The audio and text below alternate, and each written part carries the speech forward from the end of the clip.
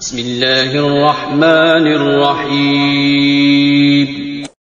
السلام علیکم ورحمۃ اللہ وبرکاتہ۔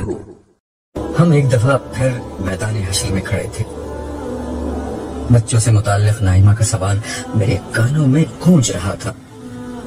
میں نے صالح سے کہا، میں اپنے ان دونوں بچوں سے ملنا چاہتا ہوں جو یہاں موجود ہیں۔ اس کا مطلب ہے کہ تم ذہنی طور پر ان دونوں سے ان کے برے حال میں ملنے کے لیے تیار ہو چکے ہو؟ ہاں، شاید میں پہلے خود میں یہ حوصلہ نہیں پا رہا تھا۔ میرے لیے تو اپنے استاد کا صدمہ بہت تھا، پھر اپنی بہو ہما کو برے حال میں دیکھ کر میرے اوزان خطا ہو گئے، مگر اب مجھے اندازہ ہو چکا ہے کہ ناگزیر کا سامنا کرنے کا وقت آ گیا ہے۔ ہاں، ابھی حشر کا دن ہے۔ یہ صرف جنت میں جانے کے بعد ہی ہوگا کہ انسان کے لیے ہر صدمہ اور ہر خوف و حزن ختم ہو جائے گا۔ صالح نے مجھ پر طاری ہونے والے غم کی توجیہ کی۔ یہی تعبیر قرآن پاک میں جنت کے لیے استعمال ہوئی ہے، وہ جگہ جہاں ماضی کا کوئی پچھتاوا ہے اور نہ مستقبل کا کوئی اندیشہ۔ میں نے اس کی تائید میں قرآن پاک کی ایک آیت کا حوالہ دیا۔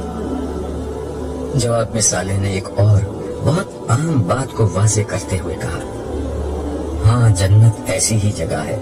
حساب کتاب جب شروع ہوگا تو جنت و جہنم کو قریب لے آیا جائے گا۔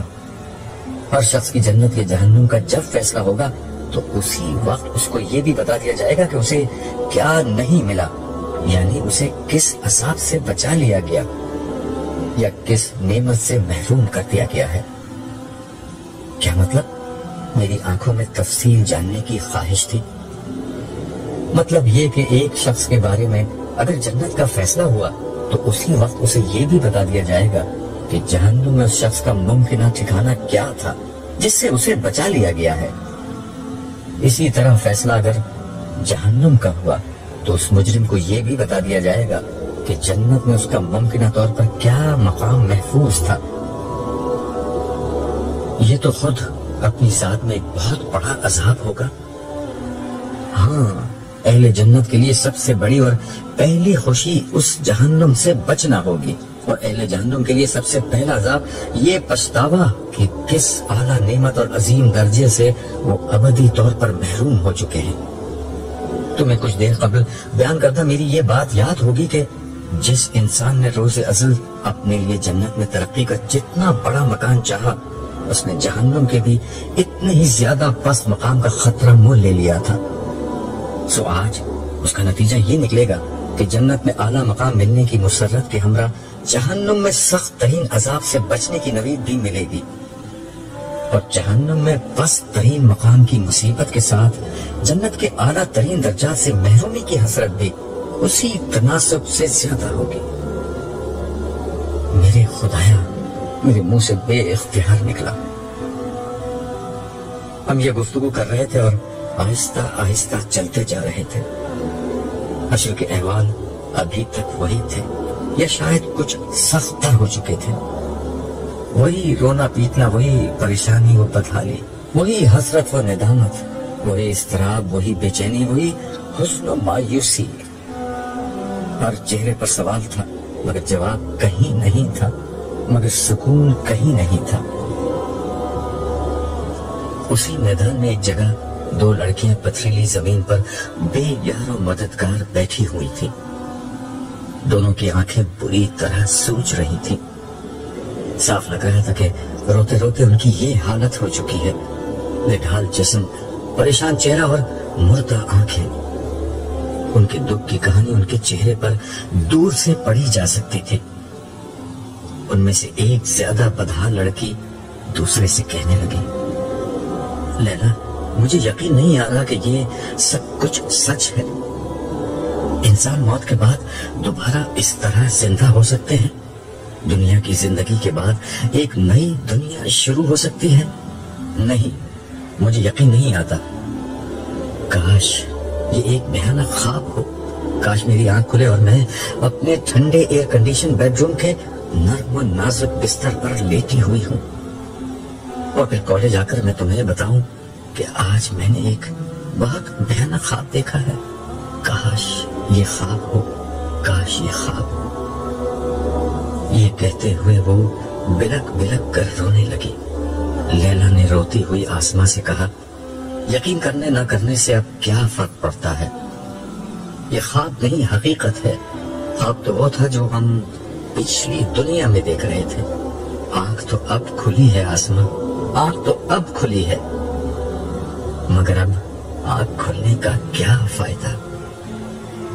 کچھ دیر کے لیے خاموشی چھا گئی، پھر لیلا حسرت کے ساتھ آسما سے بولی، کاش میری تم سے دوستی نہ ہوتی، کاش میں تمہارے راستے پر نہ چلتی۔ ہاں، کاش میں تمہارے راستے پر چلتی تو ہم دونوں کا یہ حال نہ ہوتا۔ پتہ نہیں اب آگے کیا ہوگا۔ آسما کا لہجہ بھی افسردہ تھا۔ خاموشی کے ایک وقفے کے بعد آسما نے لیلا سے مخاطب ہو کر کہا، لیلا یہ تو بتاؤ دنیا میں ہم کتنے دن رہے تھے؟ پتہ نہیں، 1 دن یا 10 دن یا شاید بس ایک پہر۔ اس وقت تو یوں لگتا ہے کہ زندگی کبھی ختم نہ ہوگی، مگر اب تو سب کچھ بس ایک خواب لگتا ہے۔ مجھے تو اب اس خواب کی کوئی جھلک بھی یاد نہیں آ رہی۔ یہ کہتے ہوئے آسما ماضی کے دھندلکوں میں کھو گئی۔ شاید وہ ماضی کے ورق الٹ کر کوئی ایسا پہر ڈھونڈ رہی تھی جس کی یاد آج تسلی کا کچھ سہارا بن جاتی، مگر اس کی یادداشت میں کوئی ایسا پہر نہیں آیا۔ جو کچھ یاد آیا وہ خود ایک فرد قرارداد جرم کی حیثیت رکھتا تھا۔ میں آج قیامت لگ رہی ہوں نا؟ آسما نے ایک ادا سے جسم کو لہرایا اور کسی ماڈل کے انداز میں 2 قدم چل کر لیلا کے سامنے کھڑی ہو گئی۔ لیلا اپنی دستگاہ کے آتے میں درختوں کے سائے تلے بچھائی گئی ایک بینچ پر بیٹھی جوس پی رہی تھی، اور اس کے سامنے اس کی عزیز سہیلی آسما لہراتی بل کھاتی اپنے نئے کپڑوں کی نمائش کر رہی تھی۔ لیلا خاموش رہی تو آسما نے دوبارہ کہا، میں کیسی لگ رہی ہوں؟ تم کپڑے پہن کر بھی برہنہ لگ رہی ہو۔ لیلا نے بے نیازی سے جوس کا ایک سپ لیتے ہوئے اس کے لباس پر تبصرہ کیا۔ واٹ؟ سچ کہہ رہی ہوں، یہ لون کا پرنٹ تو بہت شاندار، مگر اس سے تمہارا پورا جسم جھلک رہا ہے۔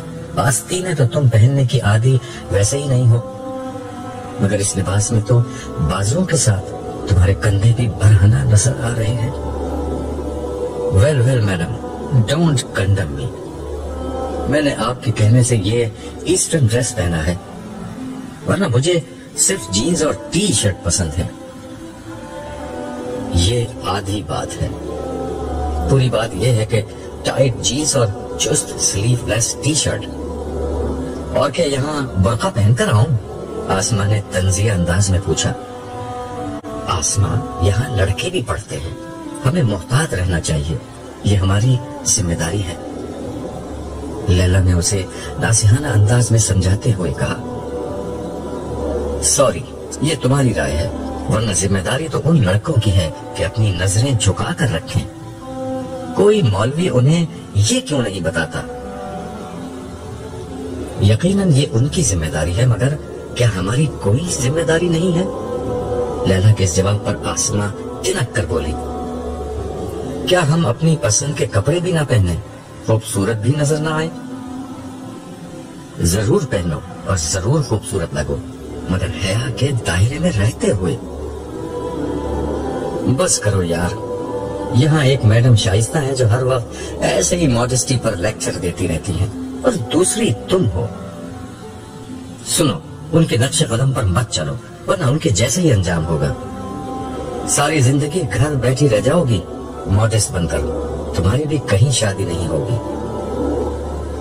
آسما، بری بات ہے، اتنی اچھی اور نیک ٹیچر ہیں اور تم ہو کہ ان کا مذاق اڑا رہی ہو۔ ان کی شادی نہیں ہوئی تو اس میں ان کی ماڈسٹی کا نہیں، ہمارے معاشرے کا قصور ہے۔ ارے چھوڑو یار یہ فضول بحث۔ یہ دیکھو، یہ جو لون کا پرنٹ میں نے پہنا ہے وہ سپر ماڈل ایکٹریس چمپا نے لانچ کیا ہے، اور اس کا ڈیزائنر بھی انٹرنیشنل شہرت کا مالک ہے۔ پتا ہے، ایک سوٹ 30,000 کا ہے۔ تم نے تو ایگزیبیشن میں جانے سے انکار کر دیا تھا، مگر وہاں بڑا مزہ آیا۔ آخر میں فیشن شو بھی تھا، اسی میں چمپا نے یہ اسٹائل پہنا تھا جسے میں نے کاپی کیا ہے۔ तुम भी बनवा लो, और उसके बाद मेरे घर वाले मुझे घर से निकाल देंगे। डोंट वरी, मैं तुम्हें अपने यहाँ रख लूंगी। वैसे भी तुम्हारे घर वाले बड़े ऑर्थोडॉक्स हैं। तुम्हारी अम्मी नाइमा आंटी हैं तो अच्छी खातून, बस हर वक्त नसीहत करती रहती हैं। और तुम्हारे अब्बा अब्दुल्ला अंकल, वो तो लगता है कि सारी दुनिया में इस्लाम फैलाकर ही दम लेंगे। ऐसे ही तुम्हारे बाकी बहन भाई हैं, बस एक तुम्हारे बड़े भाई जमशेद ही ढंग के हैं, इसीलिए शायद तुम लोगों के साथ नहीं रहते। अब्बा तो समझते हैं कि वही सबसे ज्यादा उनसे दूर हो चुके हैं, और बकौल अम्मी के उन्होंने मुझे भी खराब कर दिया है। क्या खराबी है तुम में? तुम तो मुझे वैसे ही बड़ी नेक लगती हो। मैं और नेक, बस मारे बांधे बचपन की आदत की बिना पर रोजा नमाज कर लेती हूँ। बाकी मैं तुम्हारे साथ रहकर तुम्हारे जैसे ही काम करती हूँ। मगर ये तो देखो कि मेरे साथ मजा कितना आता है। 50 बरस की जिंदगी है, खूब खाओ पियो और एंजॉय करो। हाँ, तुम्हारे साथ मजा तो आता है, मगर अब्बू कहते हैं कि आखिरत में अगर एक दिन के लिए भी पकड़ हो गई तो वहाँ का एक दिन हजारों बरस का होता है। उसमें 50 साल जिंदगी का सारा नशा हरप हो जाएगा। उनकी तरबियत से मेरी अम्मी, बहनें और भाई अनवर सभी नेकी की जिंदगी गुजारते हैं। Don't talk about them. वो नेकी की नहीं, बोरियत की जिंदगी गुजारते हैं। इस बोर जिंदगी के तसव्वुर से मुझे वहशत होती है। मैंने इसीलिए तुम्हारे घर जाना अब कम कर दिया है। हर वक्त जन्नत की बातें, हर वक्त आखिरत और नेकी की बातें। इबादत करो, नमाज पढ़ो, रोजा रखो, दुपट्टा सीने पर रखो, sir ढांको। I don't like these rubbish.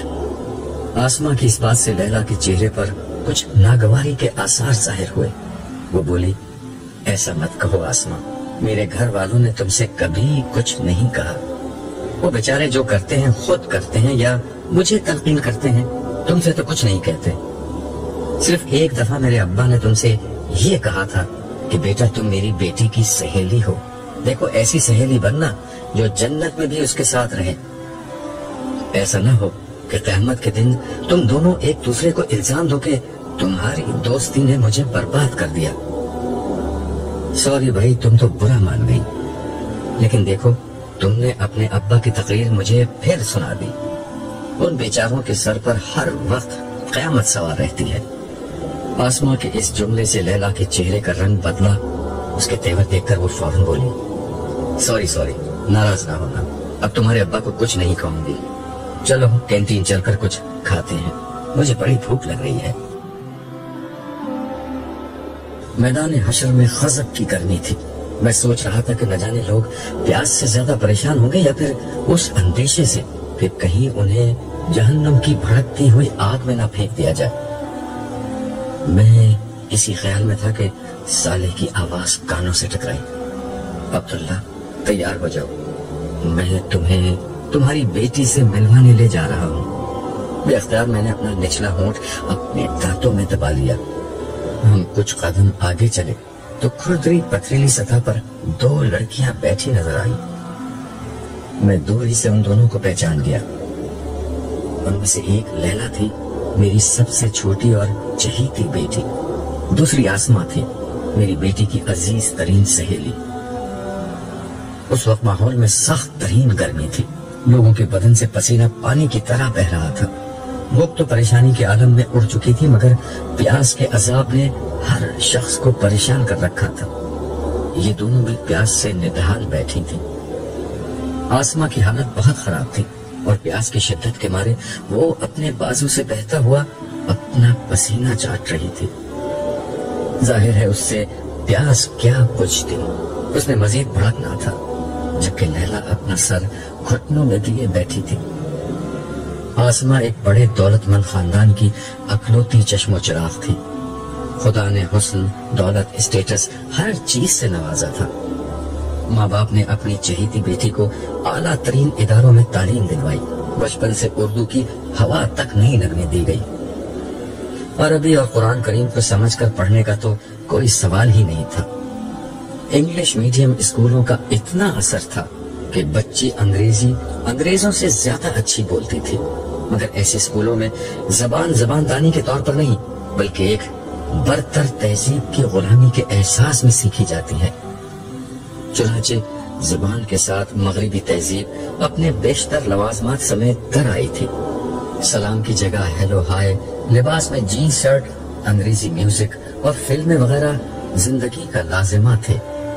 تاہم آسمہ خاندانی طور پر نو دولتی پس منظر کی نہیں بلکہ خاندانی رئیس تھی، اس لیے کم از کم ظاہر کی حد تک ایک درجے کی تہذیب و شرافت، بڑوں کا ادب لحاظ اور رکھ رکھاؤ پایا جاتا تھا۔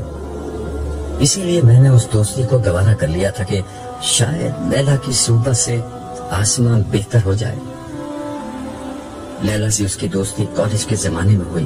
معلوم نہیں دونوں کے مزاج اور کیمسٹری میں کیا چیز مشترک تھی کہ پس منظر کے اعتبار سے کافی مختلف ہونے کے باوجود کالج کی رفاقت عمر بھر کی دوستی میں بدل گئی۔ مگر بدقسمتی سے اس دوستی میں آسمہ نے لیلا کا اثر کم قبول کیا اور لیلا نے اس کا اثر زیادہ قبول کر لیا۔ لیلا میری بیٹی ضرور تھی مگر بدقسمتی سے وہ میری جیسی نہ بن سکی۔ مجھ سے زیادہ وہ اپنے سب سے بڑے بھائی جمشید کی لاڈلی تھی، وہی بھائی جو میرا پہلوٹی کا بیٹا تھا اور اسی کی طرح میدان حشر میں کہیں بھٹک رہا تھا۔ ایک طرف بڑے بھائی کا لاڈ پیار اور دوسری طرف آسمہ کی دوستی۔ یہ آسمہ اکلوتی ہونے کے ناطے خود والدین کی لاڈلی اور ناز و نعم میں پلی بڑی تھی۔ نتیجہ یہ نکلا کہ آج حشر کی اس خواری میں سے اسے اپنا حصہ وصول کرنا پڑ رہا تھا۔ میرے زمانے کی بیشتر اولادوں کو ان کے والدین کے لاڈ پیار نے برباد کر کے رکھ دیا تھا۔ اولاد ہر دور میں والدین کو محبوب رہی ہے۔ میرے زمانے میں یہ عجیب سانحہ رونما ہوا تھا کہ ماں باپ اپنے بچوں کے عشق میں اس طرح گرفتار ہوئے کہ خود ان کے کھلونے بن گئے۔ شاید یہ کم بچوں کا اثر تھا۔ پہلے ہر گھر میں 8-10 بچے ہوتے تھے، اس لیے والدین ایک حد سے زیادہ بچوں پر توجہ نہیں دیتے تھے۔ مگر میرے زمانے میں والدین کے 2-3 ہی بچے ہوتے تھے اور ان کی زندگی کا واحد مقصد یہی بن گیا تھا کہ اولاد کے لیے سارے جہاں کی خوشیاں سمیٹ کر لاتے۔ وہ ان کے ناز نخرے اٹھاتے، ان کی تربیت کے لیے ان پر سختی کرنے کو برا سمجھتے، ان کی ہر خواہش پوری کرنے کو اپنا مقصد بنا لیتے، ان کو بہترین تعلیم دلوانے کے لیے اپنا سب کچھ لٹا دیتے، یہاں تک کہ ان کے بہتر مستقبل کی خاطر ان کو دوسرے ملکوں میں تعلیم کے لیے بھیج دیتے۔ اور آخرکار یہ بچے بوڑھے والدین کو چھوڑ کر ترقی یافتہ ممالک میں سیٹ ہو جاتے۔ یہ نہ بھی ہو تب بھی نئی زندگی میں ماں باپ کا کردار بہت محدود تھا، لیکن ماں باپ اس سب کے باوجود بہت خوش تھے۔ والدین کے نزدیک دین کی بنیادوں سے بچوں کو واقف کرانے سے زیادہ اہم یہ تھا کہ بچوں کو منہ ٹیڑھا کر کے انگریزی بولنا سکھا دیں۔ ایمان و اخلاق کی تعلیم دینے سے زیادہ ضروری یہ تھا کہ انتہائی مہنگے تعلیمی اداروں میں اعلیٰ تعلیم دلوا دیں۔ خدا کی سچی محبت، اس کے بندوں سے محبت اور خلق خدا کی خیر خواہی کے بجائے اپنے والدین سے مفاد پرستی کی تعلیم حاصل کرتے۔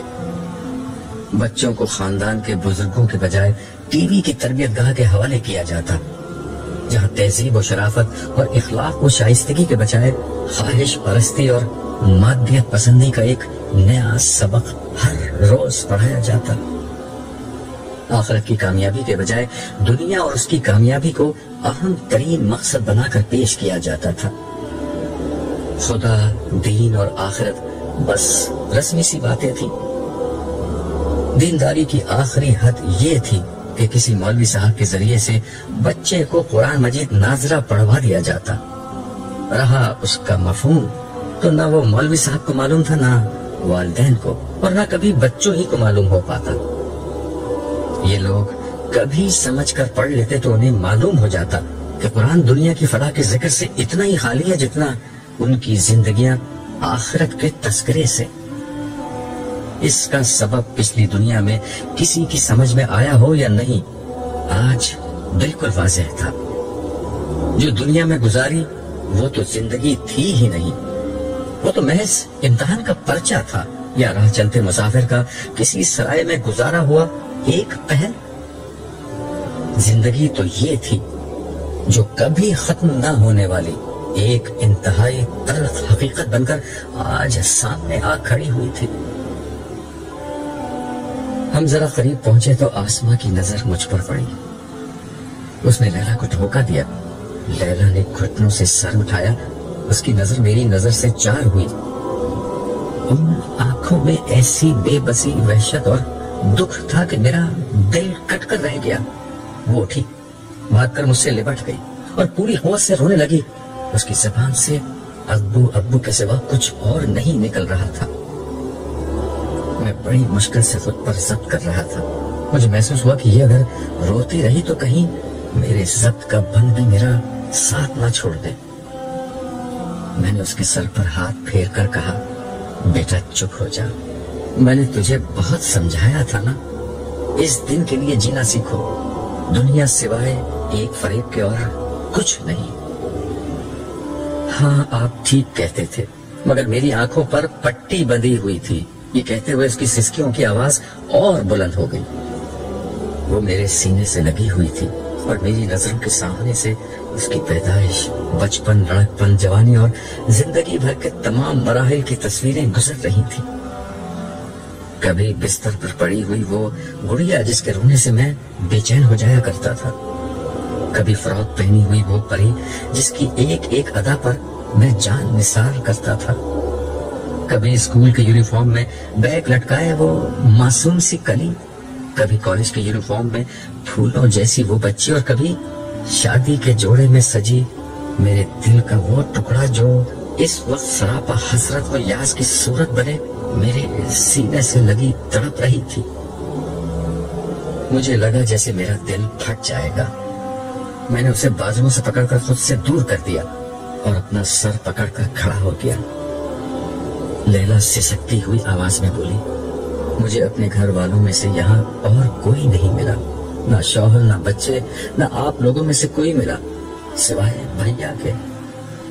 ان کی حالت بہت خراب ہے ابو، وہ بہت بے قراری سے آپ کو ڈھونڈ رہے ہیں، انہیں بس آپ ہی سے امید ہے۔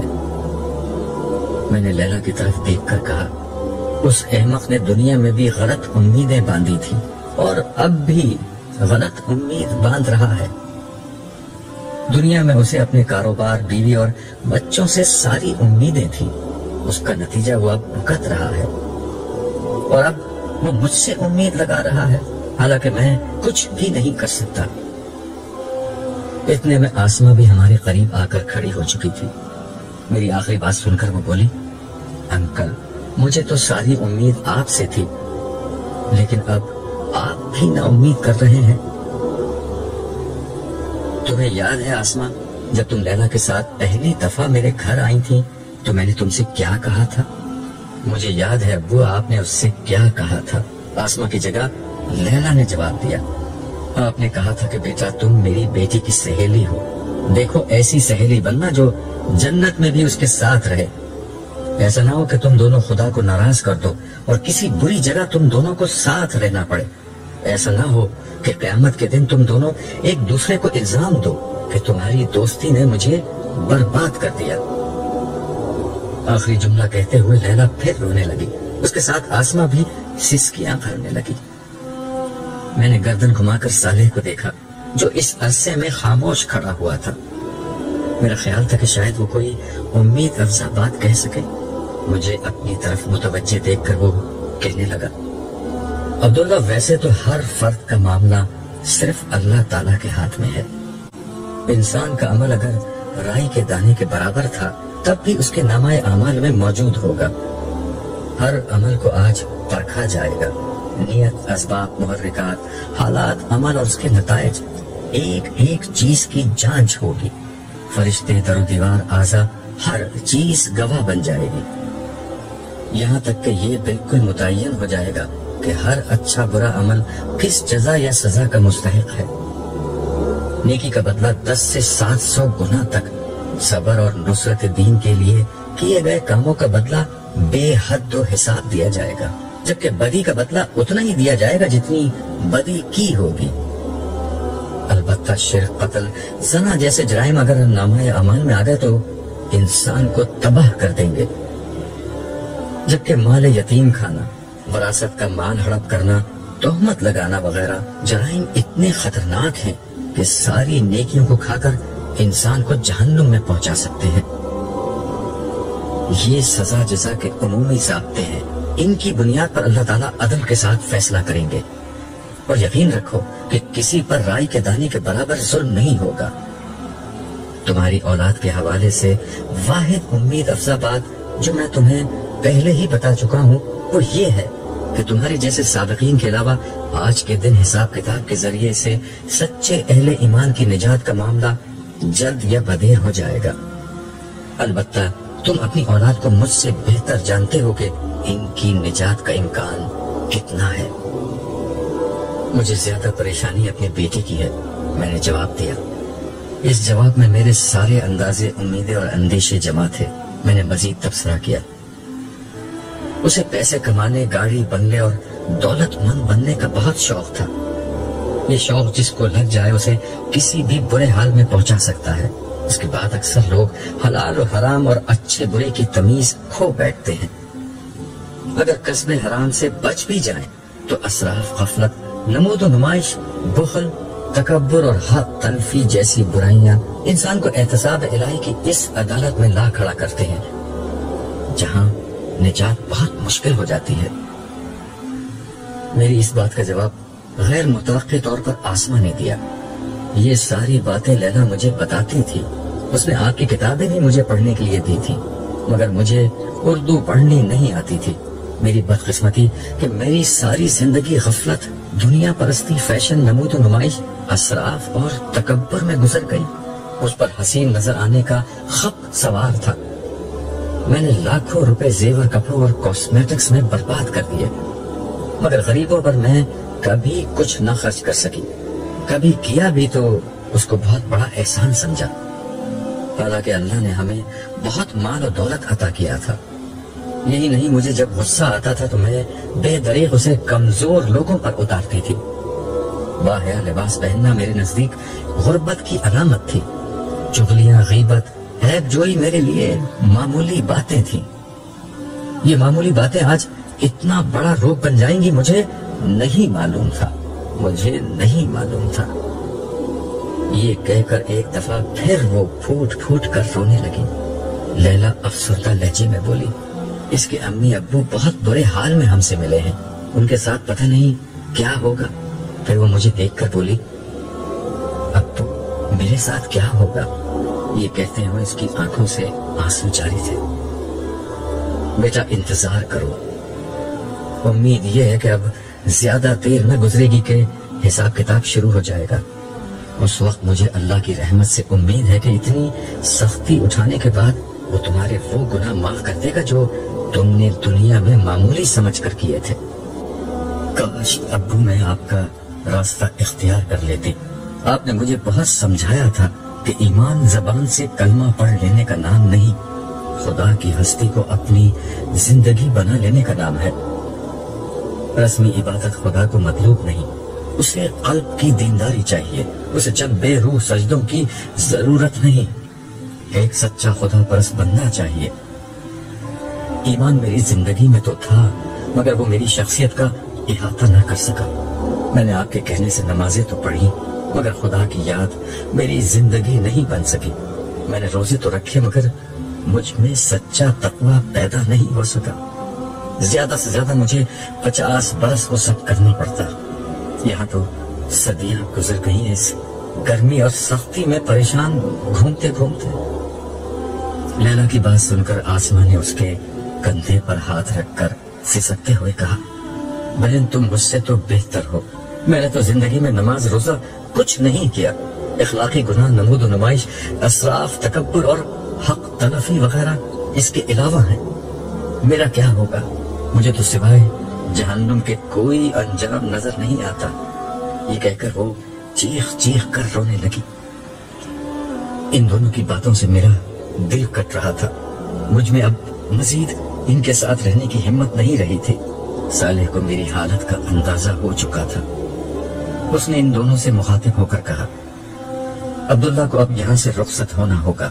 آپ دونوں یہاں بیٹھ کر اللہ تعالیٰ کے فیصلے کا انتظار کیجیے. زیادہ دیر نہ گزرے گی کہ حساب کتاب شروع ہو جائے گا. یہ کہہ کر وہ میرا ہاتھ پکڑ کر مجھے آگے لے گیا. میں چاہتا تھا کہ جاتے جاتے لیلا کو تسلی دے دوں. میں پیچھے مڑا تو یہ دیکھ کر حیران رہ گیا کہ پیچھے کا منظر بدل گیا ہے. ہم کسی اور جگہ کھڑے تھے. مجھے ذرا تیزی سے تمہیں وہاں سے ہٹانا پڑا، وگرنہ تمہیں اور دکھ ہوتا. کیا تم اپنے بیٹے سے ملنا چاہو گے؟ نہیں، میں مزید کچھ دیکھنے کی طاقت نہیں رکھتا، میں نے ٹوک جواب دیا. میرا دل افسردگی کے گہرے سمندر میں ڈوب چکا تھا. میرا بس نہیں چل رہا تھا کہ میں کسی طرح واپس دنیا میں لوٹوں اور لیلا کی اصلاح کو زندگی کا سب سے بڑا مقصد بنا لوں. مجھے احساس ہوا کہ اب یہ ممکن نہیں. پھر اندیشے کے ایک زہریلے سانپ نے میرے سامنے سر اٹھایا. میں نے سالے سے کہا، سالے، کہیں لیلا کے اس حال میں میرا قصور تو نہیں؟ کہیں میں تو اس کا ذمہ دار نہیں؟ نہیں، ایسا نہیں ہے. دیکھو، اولاد تو نوح علیہ السلام جیسے پیغمبر کی بھی گرفت میں آئی ہے، مگر ذمہ داری ان کی نہیں تھی. انسان کا فریضہ صرف صحیح بات دوسروں تک پہنچانا ہے. قبول کرنے نہ کرنے کا فیصلہ ہمیشہ دوسرے کرتے ہیں. تمہاری بیٹی لیلا نے اپنے فیصلے خود کیے تھے، لیکن تم اس کی تکلیف کے ذمہ دار نہیں ہو. مجھے لگا جیسے مجھ پر سے ایک بوجھ اتر گیا ہے، مگر اگلے ہی لمحے مجھ پر ایک دہشت ناک انکشاف ہوا. اگر میری بیٹی کی وجہ سے میری پکڑ کی نوبت آئی تو کیا ہوگا؟ یہی کہ میں بغیر کسی ہچکچاہٹ کے اپنی پیاری بیٹی کو جہنم میں جھونک کر اپنی جان بچانا پسند کروں گا، کیونکہ آج کے دن کا عذاب اتنا شدید ہے کہ سارے رشتے اور تعلقات اس کے آگے ہیچ ہیں.